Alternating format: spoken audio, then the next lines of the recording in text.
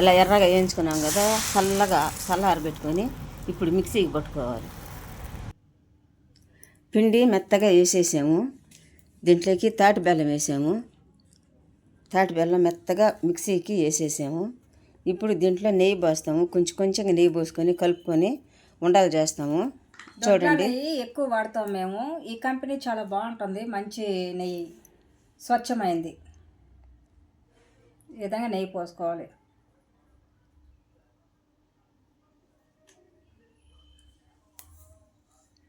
ఇప్పుడు ఇది కళ్ళనెత్తుతాం. చాలకపోతే మళ్ళీ నెయ్యి వేసుకోవచ్చు.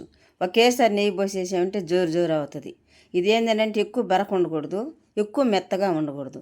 మీడియంగా చూడండి, ఇలా మీడియం సైజులో వేయించుకొని కలుపుకొని పెట్టుకోవాలి.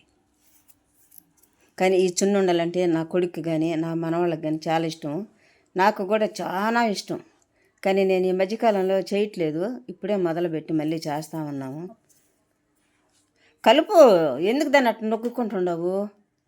ఇటు కలపలేవా? ఇటు కలుపు. ఏంది అక్కడే వత్తున్నావు? ఏంది చూసారా? అలా కలుపుకొని చేసేసుకోవాలి బెల్లంతో. ఇదే చున్నుండ మనం బయట కొనాలంటే 5 రూపాయలు అంత గద్దు. అదే డబ్బాలు అటు కొనాలంటే మెత్తగా బీప్ పిండి వేసినట్టు వేసేస్తారు. 70 రూపాయలంట. 6, 7, 8 ఉంటాయి. అది ఈ మధ్య మా పిల్లలు తెచ్చుకుంది ఏంటంటే, ఎందుకు అమ్మ తినేది, నేనే చేస్తాను లేవనండి అని చెప్పి చేశాను. చూడండి ఎంత చక్కగా ఉన్నాయో. ఆరోగ్యానికి చాలా మంచిది తాటి బెల్లం. చిన్నుండలు కేజీ పిండి, 1/4 కేజీ నూనె, నెయ్యి, బెల్లం వచ్చేసి 1/2 కేజీ. సూపర్గా సున్నుండలైనవి.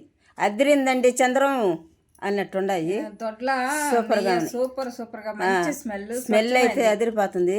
ఏలక్కాయలు వేసాము, కానీ అవి మీకు చూపించలేదు. దీంట్లో కొబ్బరి పొడి కూడా వేసుకోవచ్చు. మేము కొబ్బరి పొడి వేయలేదు. ఇది మా పిల్లోడు ఎక్కువగా ఎక్సర్సైజులు చేస్తుంటాడు. ఆయన కావాలంటాడు. అందుకని ఒక్కొక్కసారి ఒక్కొక్కటి చేస్తున్నాం. మొన్న నువ్వులు ఏరుశనగ పప్పులతో చేసాం, ఈరోజు వీటితో చేసాము.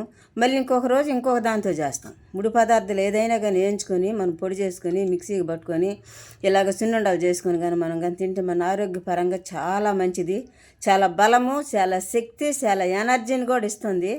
చేసుకొని తినండి.